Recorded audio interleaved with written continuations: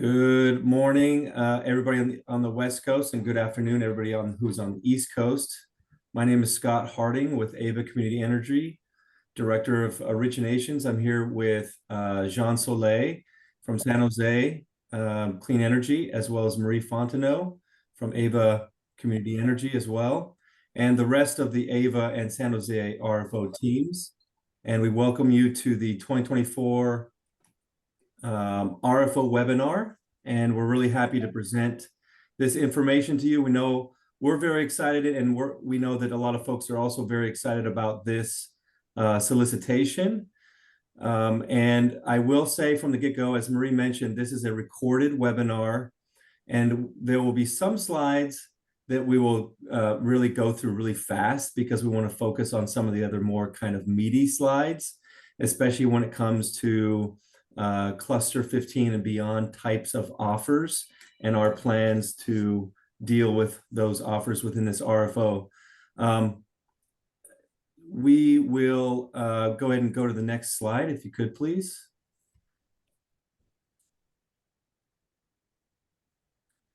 Just want to cover a number of different things here.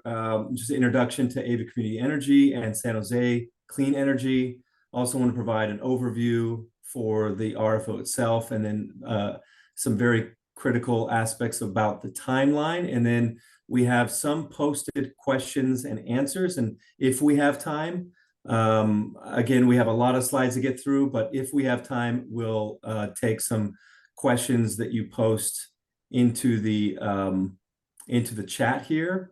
And if you do have questions that we can't get to, please note that we will make note of those questions and post those online. Go ahead, next slide, please. Just a little bit about Ava Community Energy. We have been operating for a couple of years now, but we've been an independent public agency formed as a JPA, and we have 18 participating members and growing. Very happy to share that information. We've achieved investment grade as of December 15th, 2021 credit rating, and we have held that since that point forward until now. And offers should assume no form of credit support provided by Ava. We have a very good financial standing. And if you're curious about our financial information, please refer to the link that's in this presentation. And we also have it posted online for our audited financial statements from 2018 to 2023. And as I mentioned just a few minutes ago, we are growing. But as of now, we have 1,200 megawatts of long-term new renewable energy projects on our books, and about an additional 700 megawatts of battery storage capacity in California since our formation. Next slide, please, which John will cover. Yeah, good morning. Thank you, everybody, for attending. We, like Ava, are excited about going down this path with Ava and the rest of you. San Jose Clean Energy is a department of the city of San Jose. And so we are actually a part of the city, and we are governed by San Jose City Council. We serve the city of San Jose, which is the 13th largest city in the United States with nearly 1 million residents. We have 350,000 accounts. We have an annual load of about 4,000 gigawatt hours, and our peak demand is about a gigawatt. We also have a portfolio of agreements for over 850 megawatts of new renewables and over 100 megawatts of standalone storage. We are part of the city, but we have our own dedicated fund. This is a standard procedure for utilities within a city. Basically, our fund is where our customer revenues are deposited, and it's what we use to fund our activities. The good news is we keep our money. The bad news is we are expected to live within the revenues that we get from our customers, and all of our agreements limit recourse by our counterparties to this dedicated fund. Having said that, that fund has now received its own attractive credit rating just recently. The credit rating for the fund itself is an A2 from Moody's and an A from S&P Global. And again, that's separate from the city's general fund, which has an even higher rating. Like in the case of Ava, your offers should assume that we're not going to be providing credit support. And similar to Ava, our audited financial statements are available on our website at the link that is provided.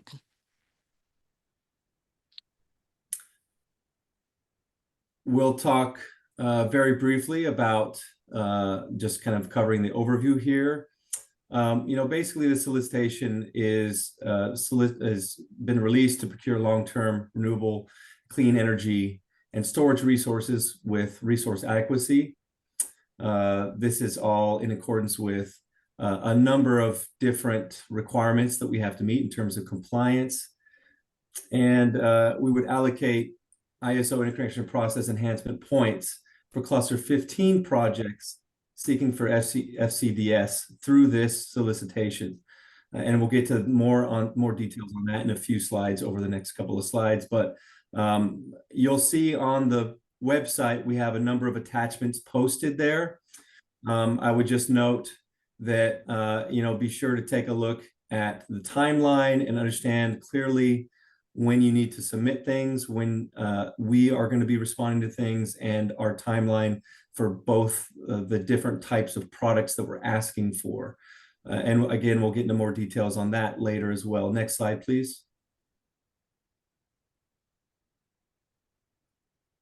Some of the goals that we have are traditional goals in terms of meeting our compliance requirements, meeting our energy resource plans, and doing it in a way that's cost effective, in such a way that we can achieve our abilities to provide our customers competitive rates. But we have two tranches. I really want to highlight this here, and we'll talk more about this throughout the presentation, but there's two tranches for our RFO. Tranche 1 is what we call it in the solicitation, is for cluster 14 or prior. This can be in-state projects, this can be out-of-state projects, but those projects are what we're calling Tranche 4. And really, those projects are kind of the traditional type of projects that we've asked for in the past and that you've probably seen elsewhere in other solicitations. And that's kind of a standard tranche of projects and process that we are requesting through this RFO. Tranche 2 projects are essentially projects that have interconnection applications in cluster 15 or later. And those projects have a slightly different evaluation criteria and a different timeline in terms of when we need to negotiate for those projects, and a set of different requirements of what you need to provide in terms of those project offerings. Eligible products for both tranches are as available products, RPS eligible resources, as available RPS products that are with energy storage tolls, and then firmer shaped RPS products as well. And then also we're looking at standalone energy storage tolls as well as another product that we'll study. Next slide, please. We'll talk a little bit next about our evaluation. Again, Tranche 1 projects are on a different a set of criteria that we're looking for, and also a different timeline. But Tranche 1 projects specifically for those cluster 14 and prior type of projects will be on exclusivity for 120 days, and we plan very strongly to stick to that 120 days. If we're not done executing the agreement within that 120 days, we will not move forward. So that exclusivity period for this tranche one projects is very important to us. So please note that. Tranche two projects, the evaluation is going to be more heavily based on developer experience, project viability, offer competitiveness, and please note that we understand that under the IPES, under the ISO's interconnection process enhancement requirements for interconnection, they are really focused on buyer interest, system need, and they want to make sure that the studies that they're doing are studies that have major buyer interest.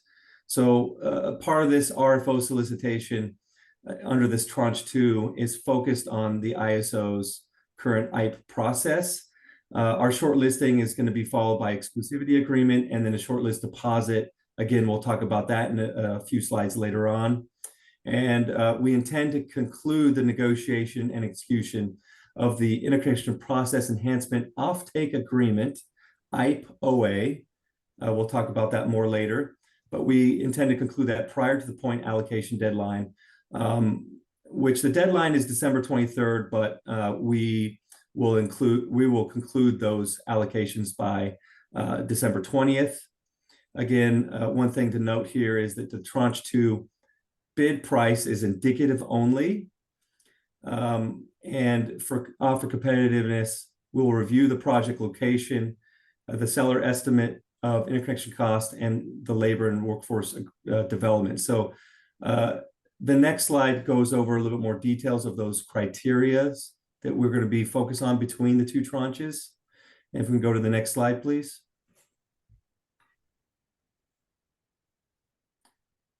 So notice here that there's two boxes, one for Ava and one for San Jose. And within those two boxes, there's a tranche one weighting percentage and a tranche two weighting percentage. So you see that we have 5 categories of evaluation criteria: counterparty execution risk, offer competitiveness, development status risk, local business enterprise, and small business enterprise.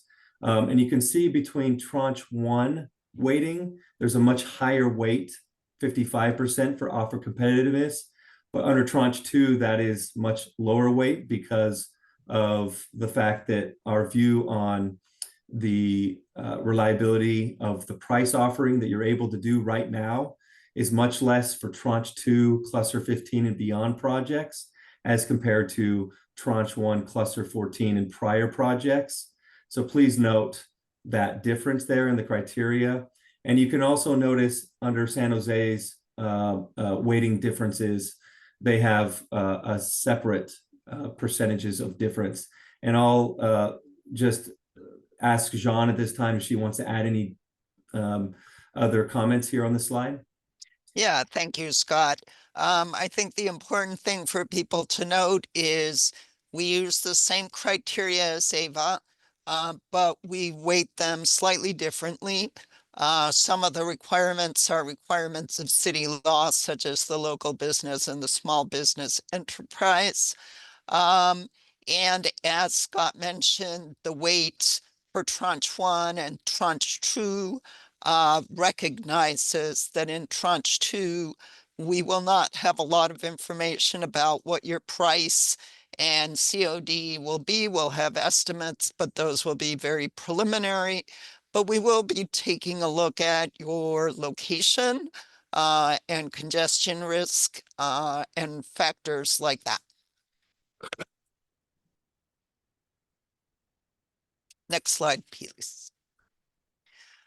Okay, so I'm going to talk a little bit about tranche two details. As you know, this is something that is new to the entire industry. So in coming up with our approach, we have tried to build on what is already in place and come up with a fair and balanced approach. And our intent in the context of this tranche two process is to identify long-term partners. We will, as you know, the objective here will be, we will look at your bids, we will shortlist those projects that are most attractive given our criteria, and enter into an exclusivity agreement. But during that exclusivity agreement, what we're going to be negotiating is this interconnection process enhancement offtake agreement. That is basically a standard PPA with all of the standard PPA elements, but there will not be a firm price or COD. And the seller at that point only has to post a preliminary development security of $25 per kW, as opposed to the sort of like standard development security of $125 per kW. The agreement essentially provides that the seller must offer us final terms with a binding price and COD within the earlier of 30 days from signing an interconnection agreement or getting a deliverability determination.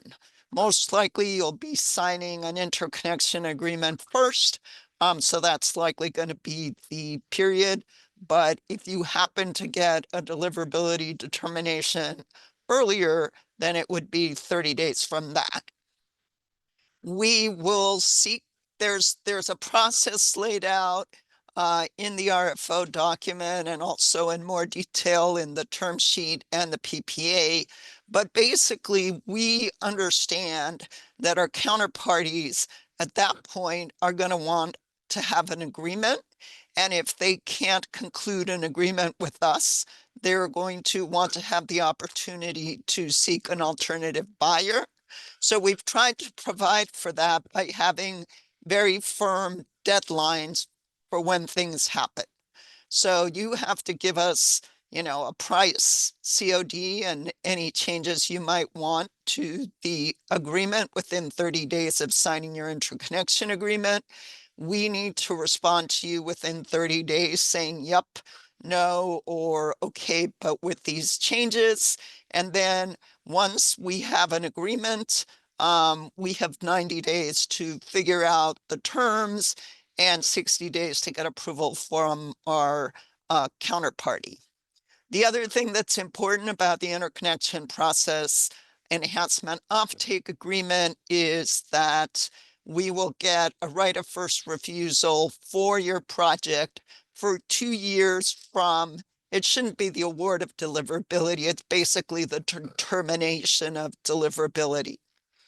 Next slide, please. The collateral terms. I know this has been an issue that you all have been very interested in. We've tried to come up with a fair process that on the one hand acknowledges that if we select you as our counterparty, we're going to be holding space for your agreement in our portfolio.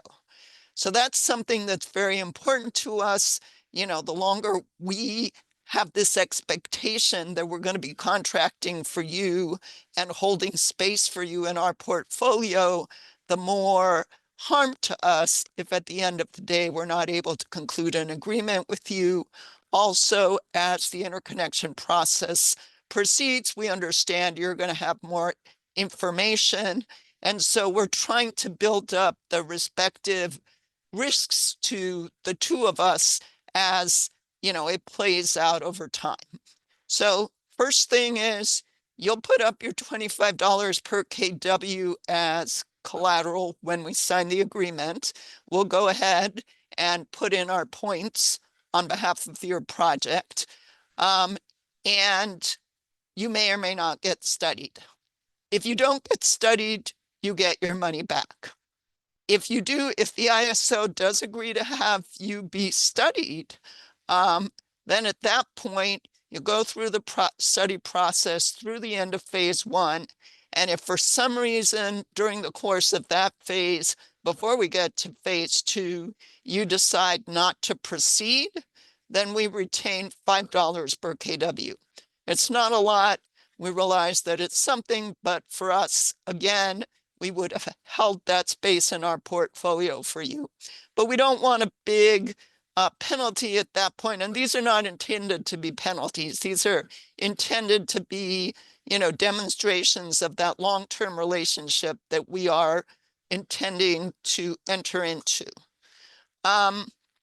Once phase 2 starts, if you go forward through into phase 2 and until the deliverability determination is made, at that point, the amount that we will keep if you do not proceed would be $15 per kW. After that, we have another slide that I think is a little bit more helpful on this, but the bottom line is you will get a deliverability determination. If you get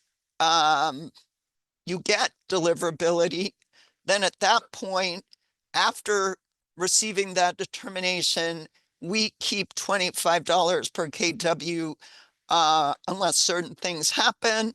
If you do not get deliverability, then at that point, we have that right of first refusal for an energy-only agreement. And if for some reason we're not able to conclude the agreement, then we keep the $15, not $25, recognizing the difference in terms of value of those two types of products if we're not able to conclude an agreement. Next slide, please.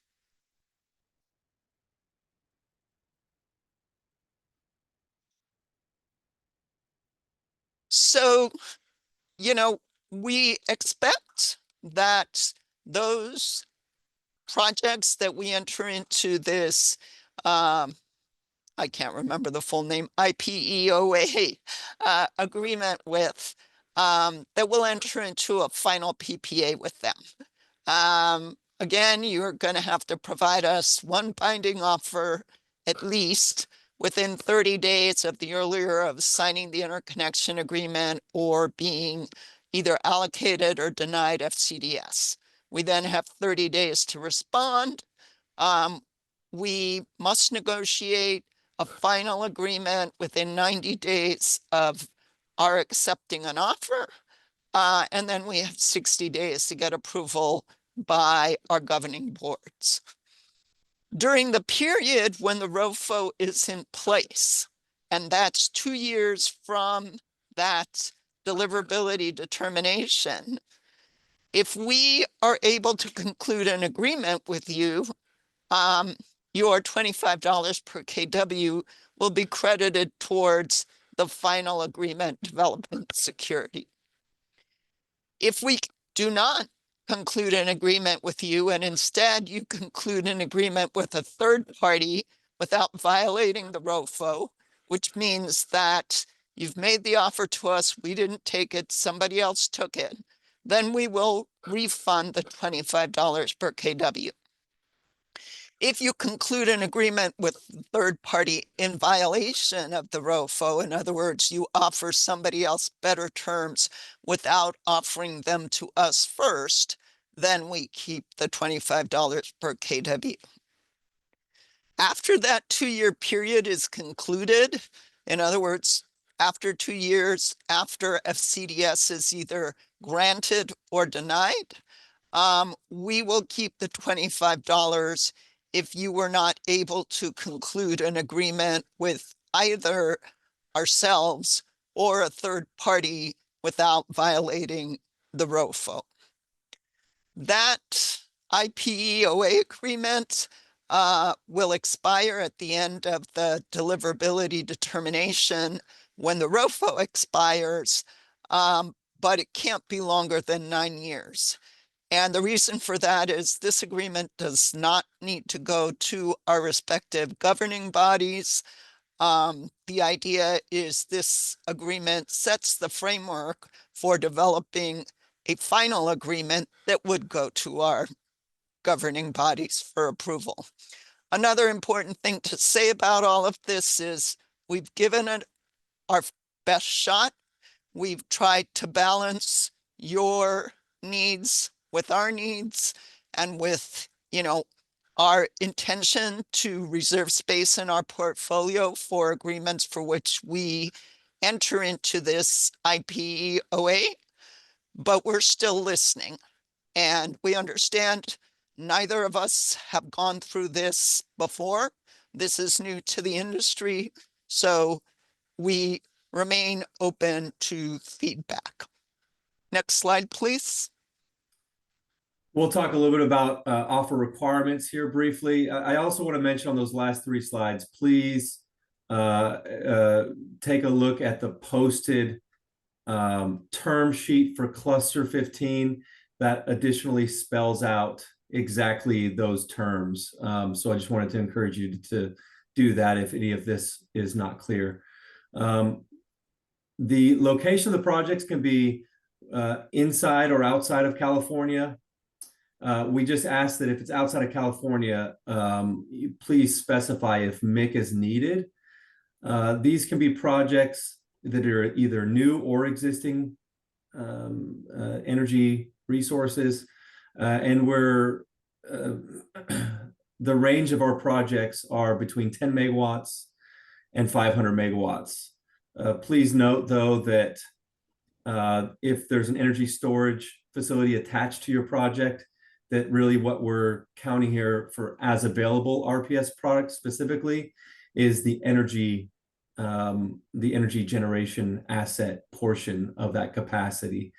So for example, if you have a 200 megawatt solar resource combined with a 200 megawatt storage resource, that's not 400 megawatts total, that's just 200 megawatts for this purpose in terms of the minimum and maximum capacity that we're looking at in that range.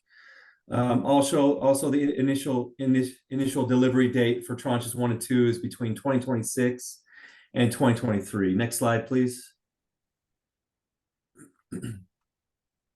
We're looking for projects that A, qualify for RPS PCC 1, or B, they are low or zero carbon emitting resources. All offers must demonstrate site control. And as far as interconnection is concerned, for tranche 1 resources that are new, they must have completed the phase 2 study at the time of the offer, and we ask you provide the evidence for that. Existing resources should have existing interconnection requirement evidence, and then also documentation should be provided there to show that interconnection evidence. Next slide, please.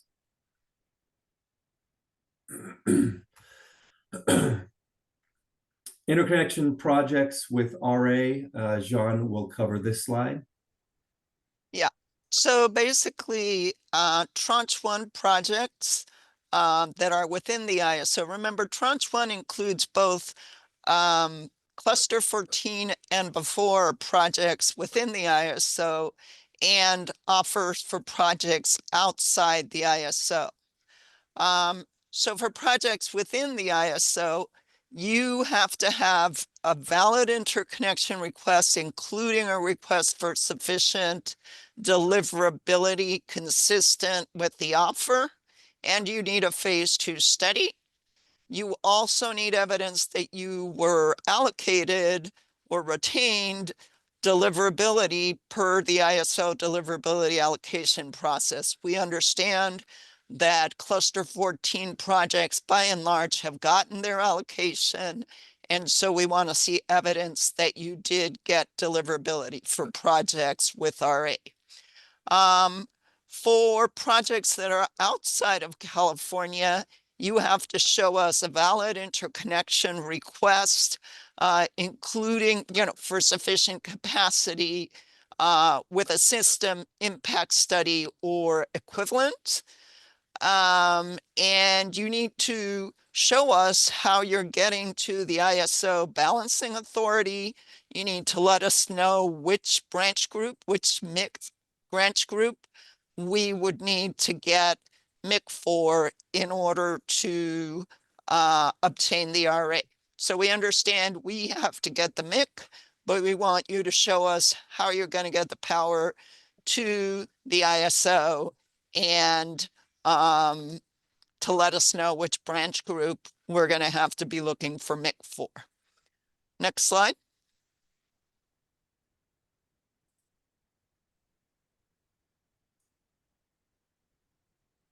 Scott, is that you? That is you, John. Okay. All right. Guidelines for offer development. Basically, an offer is a submission of all the information that's required for a standard offer from one product at one site. And to be clear, the documents lay out very clearly what the standard offer has to be. So there's specific requirements in terms of length of the agreement, etc., so that we can fairly evaluate all of the offers that we get against each other. Now, we welcome variations, and we have matrices in the documents that identify our preferred variations. But in order to be considered, you have to put in a standard offer that we will use to evaluate your value against other bids. You need to submit the information. There are two primary forms. The first form is the offer form, which will ask for the key data. And then there'll be narrative information that's required to be submitted in narrative form on the offer supplement. And the instructions to input the data is covered in the offer form instruction tabs. Next slide.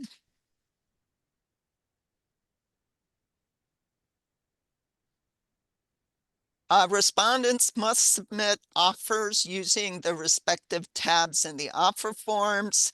The price must be provided using the pricing formats listed here. It's basically what you would expect for as available RPS or low carbon products. It's dollars per megawatt hour. For as available renewable or low carbon products plus energy storage, it would be dollars per megawatt for the energy, and then dollars per kW month for the storage with an optional variable component. And then for firm to shape products, we want $1 per megawatt hour of bundled energy REX NRA. And for standalone storage, it will be the standard dollars per kW plus an optional dollars per megawatt hour volumetric charge. Next slide.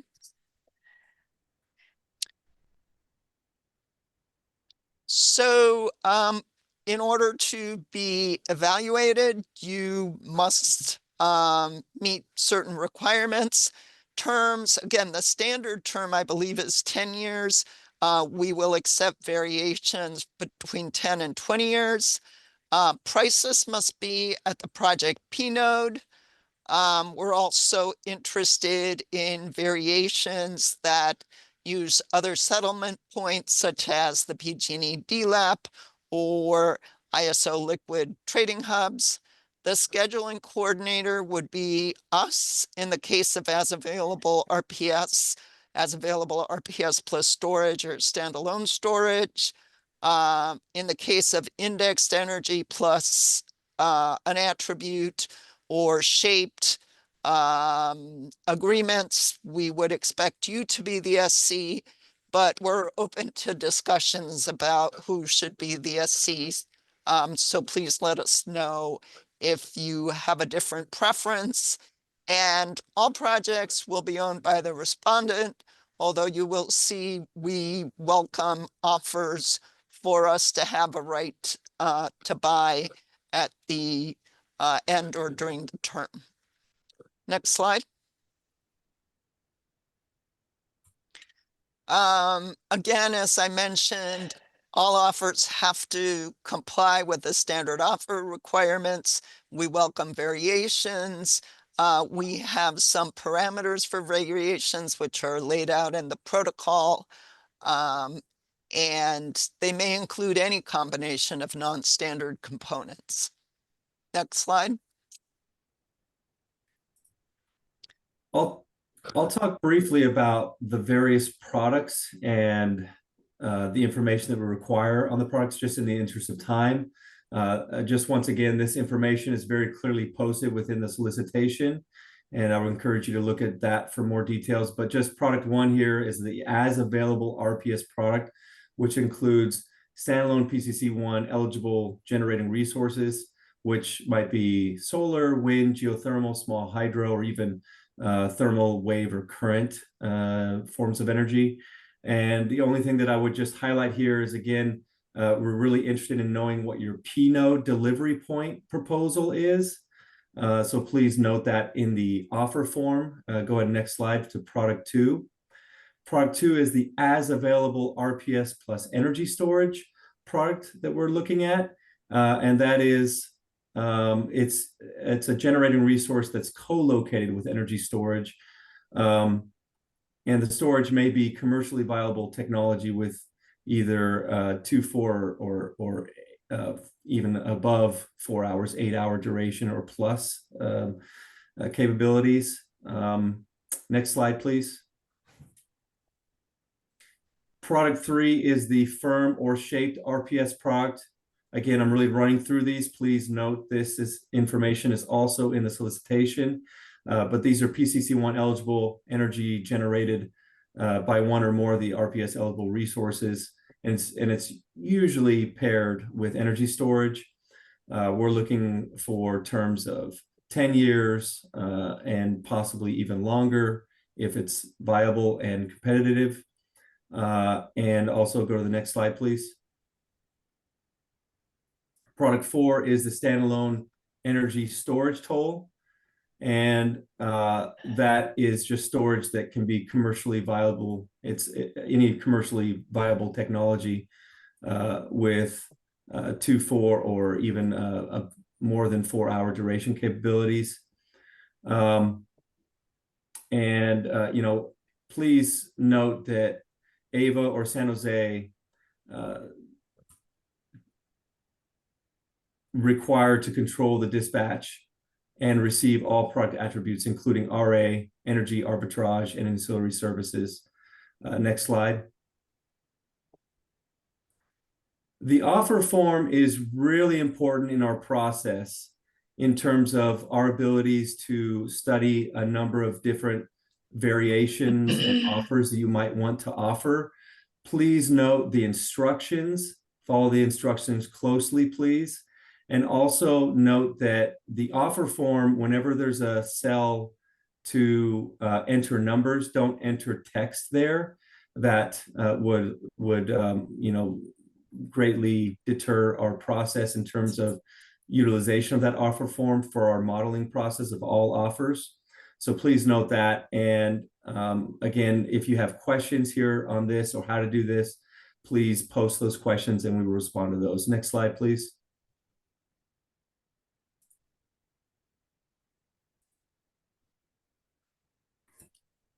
So the offer supplement, you must submit one offer supplement for each of your offers. But to be clear, there's a development background section. You only have to do one development background section for all of your offers. Then for project details, for each project, you can use one sheet because they're columns for variations. And again, the instructions are an attachment D. Next slide.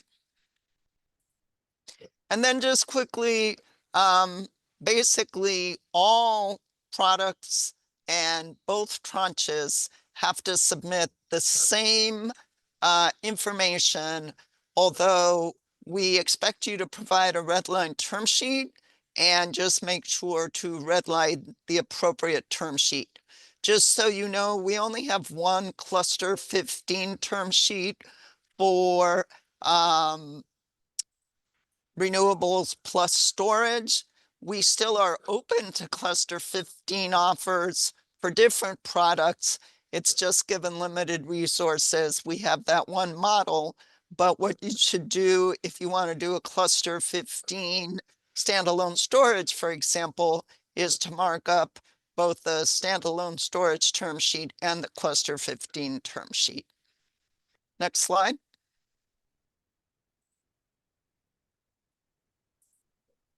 Next slide. Scott, were you covering this? I can cover. This was one of yours, but I can cover. I'm happy to cover this.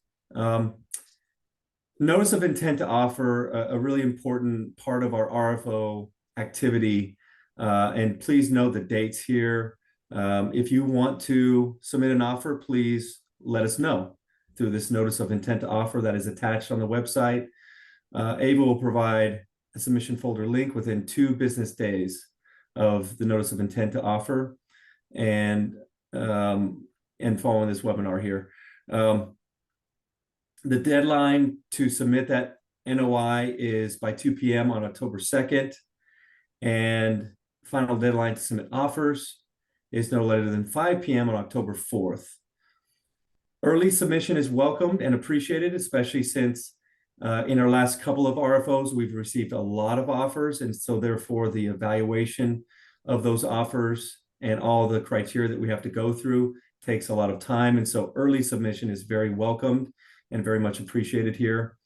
And you can look at attachment A for that notice of intent to offer for to fill that out there on the website. Next slide, please. I can cover this.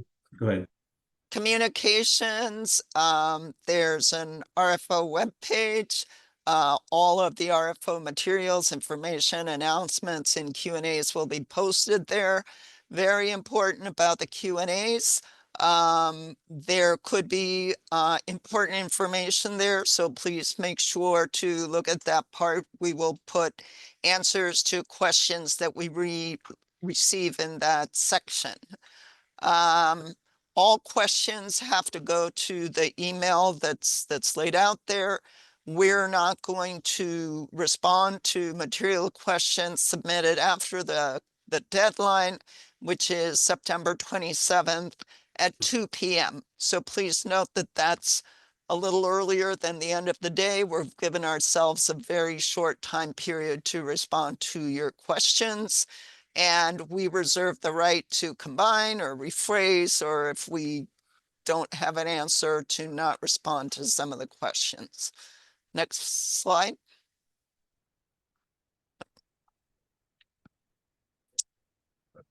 The approach to negotiations, we have a preference for standardized agreements. We have posted our term sheets and preferred PPAs on the website. We're going to be reviewing any requested changes across counterparties, and that is part of what we will evaluate and compare offers. So we'll take that into account, and your edits are going to have to be justified.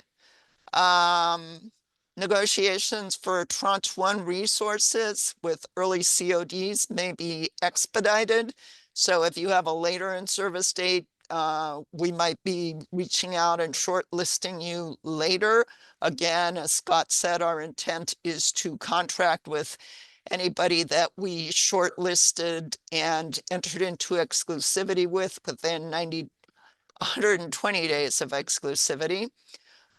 Tranche 2, the agreements have to be in place by December of 2024, mid-December. As you know, we need to be filing those points.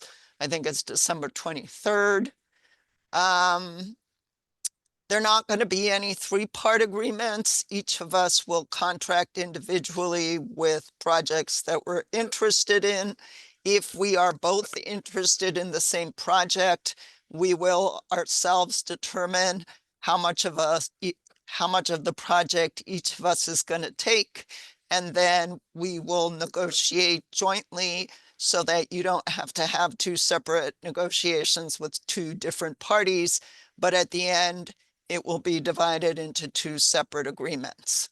Again, as I mentioned, the IPOA does not require approval by our governing boards, which is good because we have a very short time frame there. But final agreements for both Tranche 1 and Tranche 2 are going to require approval by our respective governing boards. Next slide. We'll talk briefly about supplier diversity. This is a part of our RFO, and under General Order 156, that has placed requirements of supplier diversity, and that has been extended to CCAs as of 2019 via the SB 255. And the purpose really is to increase procurements by utilities from diverse suppliers in all categories. So this is something that we look at through this RFO. And if you're interested in getting certified, please note that if your company classifies as a diverse supplier, you can pursue a free certification with the state's supplier clearinghouse. Next slide, please. In terms of AVA's supplier diversity program, we collect information through a questionnaire. Again, this is via GO 156. And if you need technical assistance, we offer that to companies wishing to pursue that certification. And if the program certification, if you are in need of resources, we also have created and compiled useful resources on our website. Please see avaenergy.org/supplier diversity if you want to get more information about that and have more resources about that. Next slide, please. Just a quick disclaimer here that as a California local government entity bound by Prop 209, AVA and San Jose Clean Energy are prohibited from considering any of these listed categories in contracting and procurement decisions. So please note that. And next slide, please. We'll talk a little bit about the timeline here. Again, this is posted very clearly on our website. Timeline is very important to us, again, especially when we consider Tranche 2 in that IPE point allocation deadline that we have in mid-December. It's also important to note this timeline in terms of our Tranche 1 projects that have a 120-day exclusivity period from the point of shortlisting agreement, shortlisting exclusivity. And I also want to note about this, October 4th is the deadline to submit your offers, which we very much look forward to.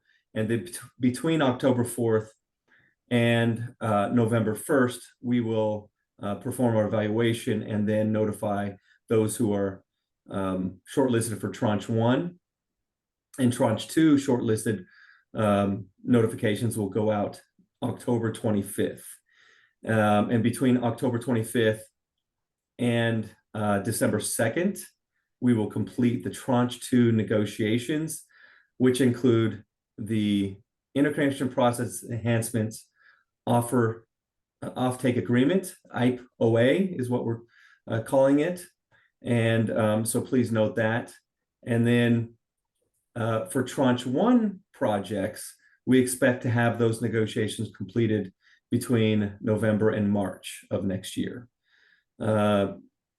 Next slide, please. Couple of next steps. Jean will cover this slide. Yeah, so please do submit your notice of intent to offer at least 2 days before the submission deadline. You're not going to be able to put in your bid if you haven't done that, because the process for getting your bid is this Dropbox folder link. And Ava can only send you that if you've indicated that you have an intent to offer. So that requirement of a notice of intent to offer is important to give us time to put into place the mechanism for you to be able to submit your offer.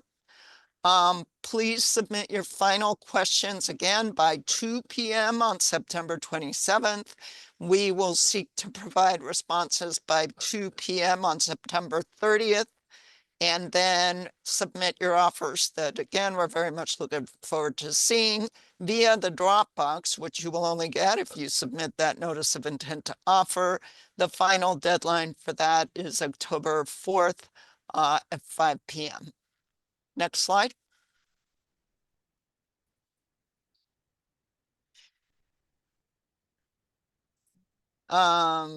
So we've gotten a couple of questions from you already, so we're going to try to run through them to the extent we have time. First of all is a question of can the October 4th deadline be extended? For Tranche 2 projects, no, we have very little time as it is. So please submit those by October 4th.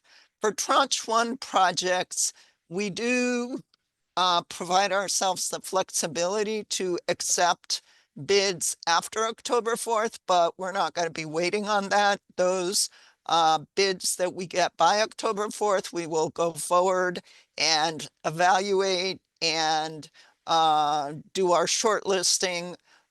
So we really prefer for folks to provide their bids by October 4th. But if you have a late Tranche 1 project, we give ourselves the flexibility to consider that. How will we evaluate site control during the preliminary review? In other words, when you first submit your offer, we will accept your representation that you have site control and explanation for how that works. But we may and probably will later in the process ask you for additional documentation if you're shortlisted. Next slide. The point allocation methodology, we went through that in pretty significant detail. Then when Tranche 2 shortlisted projects are required to sign an exclusivity amendment, will we inform you of the number of points? It's our intention to pretty much allocate you the points for which, we're entering into the IEPOA. It may be that we want to shortlist more Tranche 2 projects than we have points, and so then there would have to be proration. But if that happens, we will let you know in advance of signing the IPOA so that you know exactly how many points you're going to be getting. And then how many total points will be allocated. We hope to allocate all our points. We will prioritize projects that are seeking deliverability. And again, it's a pretty tight time frame. So we'll do the best we can. Again, in an ideal world, we would allocate all, but we are going to prioritize projects seeking deliverability. Next slide.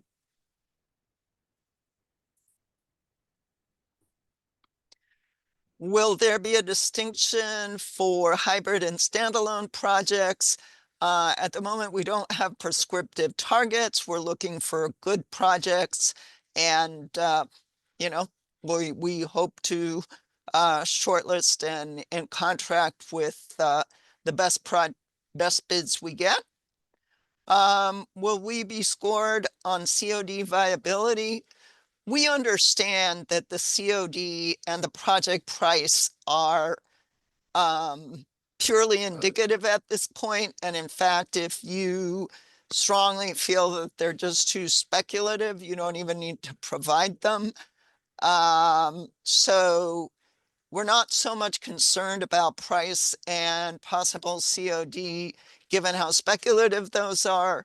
We're much more interested in your plans for that specific project. We do have a December 33 deadline, so You know, if you're expecting that your project is not going to be online until 2035 or 2036, we'll be interested in hearing about those projects in subsequent solicitations.